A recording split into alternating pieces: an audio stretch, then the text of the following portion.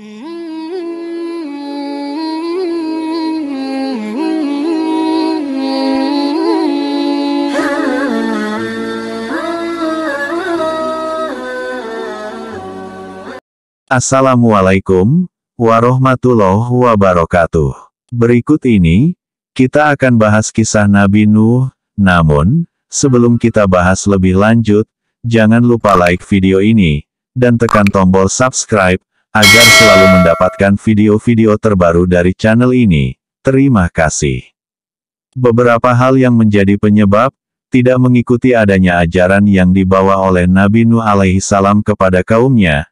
Mereka menilai rendah Nabi Nuh alaihissalam sebagai manusia biasa, yang tidak memiliki suatu keistimewaan apapun, baik status sosial, dan kedudukan. Mereka juga menilai hina para pengikut Nabi Nuh alaihissalam, yang tergolong orang-orang lemah. Selain itu, mereka juga menuduh Nabi Nuh alaihissalam sebagai orang yang sesat, dan gila. Bagaimana kisahnya? Mari kita bahas, dalam berargumentasi guna menuduh tuduhan orang-orang kafir seketika itu. Mereka merasa terpukul, dan tidak dapat membalas argumentasi Nabi Nuh alaihissalam. Kemudian orang-orang kafir mengambil sikap lain dari, dan menutup telinga mereka, setiap kali Nabi Nuh alaihissalam berdakwah di hadapan mereka, secara terang-terangan, karena kedurhakaan para pemuka kaum Nabi Nuh alaihissalam tersebut.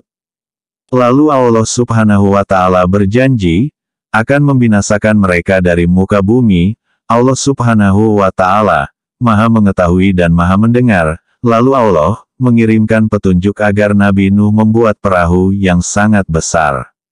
Dengan perahu Nabi Nuh dan kaumnya yang soleh akan selamat, sedangkan kaumnya yang ingkar akan binasa dalam banjir yang sangat besar.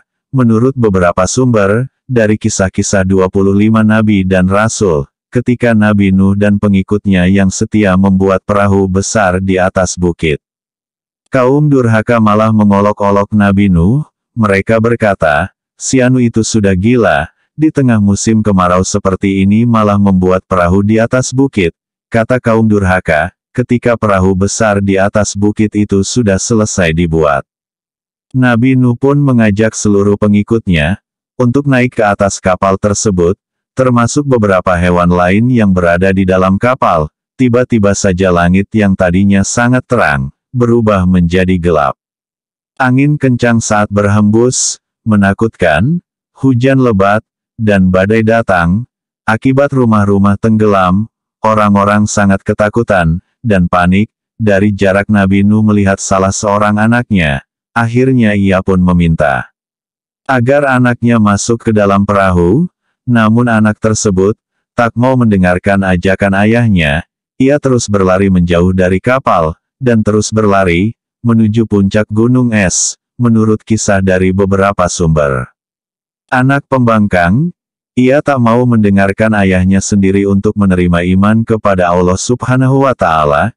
Ia adalah anak yang keras kepala. Meskipun demikian, sebagai seorang ayah, Nabi Nuh tetap berharap agar selamat dari badai yang sangat besar itu. Ia berdoa kepada Allah subhanahu wa ta'ala, agar anaknya itu juga diselamatkan. Namun Allah subhanahu wa ta'ala kali ini tidak menerima doa Nabi Nuh. Allah menolak doa Nabi Nuh dengan alasan kanan, adalah anak durhaka, dan tidak mau percaya. Berdasarkan suatu riwayat, kapal Nabi Nuh dan pengikutnya itu berada di atas kapal selama 40 hari, setelah badai dan banjir berlalu. Nabi Nuh dan pengikutnya diminta Allah untuk turun dari kapal. Sikap Nabi Nuh alaihissalam dalam melaksanakan misi kenabian. Jika kita sebagai orang yang percaya, kita diwajibkan untuk berdoa memohon segala sesuatu kepada Allah. Dan dilarang untuk memuji selain Allah, menyembah hanya kepada Allah subhanahu wa ta'ala.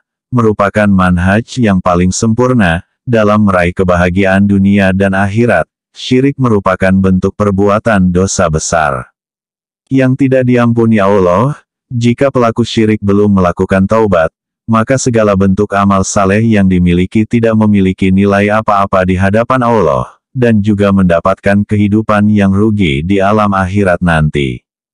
Kebesaran dan kemuliaan manusia di hadapan Allah tidak dapat diidentifikasi dengan memiliki suatu kekayaan, ataupun kekuasaan, namun, terletak pada tingkat ketakwaan manusia terhadap Allah Subhanahu wa Ta'ala. Kebersihan dan kemampuan akal untuk mengubah suatu perilaku, yang telah menyimpang dari kebenaran, seseorang yang memiliki tingkat sebagai orang saleh, baik nabi maupun ulama, dirinya tidak akan mampu menolong salah satu anggota keluarga, dan kerabatnya yang telah melakukan durhaka kepada Allah, dalam berdakwah mengajak kepada agama Allah. Seseorang harus memiliki sikap sabar, teguh pendirian, pantang menyerah, dan tawadu, karena semua sikap tersebut adalah modal utama dalam aktivitas berdakwah. Hal ini yang dipraktikkan oleh Nabi Nuh alaihi salam dalam melaksanakan misi kerasulannya. Sekian, semoga bermanfaat. Wassalamualaikum warahmatullahi wabarakatuh.